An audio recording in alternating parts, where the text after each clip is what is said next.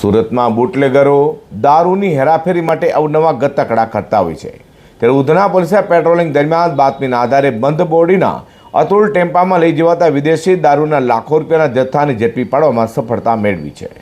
Surat police commissioner Anupamsinh Gehlot તથા ખાસ police commissioner sector 1 Wabang જમીન અને નાયબ પોલીસ કમિશનર ઝોન 2 અને અધિક પોલીસ કમિશનર સી ડિવિઝન દ્વારા પ્રોહિબિશનની પ્રવૃત્તિ સદંતર બંધ કરવા આપેલી સૂચનાને લઈને ઉધના પોલીસ ઇન્સ્પેક્ટર એસ.એન. દેસાઈ તથા સેકન્ડ પોલીસ ઇન્સ્પેક્ટર જે.એસ. જામરેના માર્ગદર્શન હેઠળ પીએસઆઈ એમ.કે. ઈસરાણીની ટીમ પેટ્રોલિંગમાં હતી.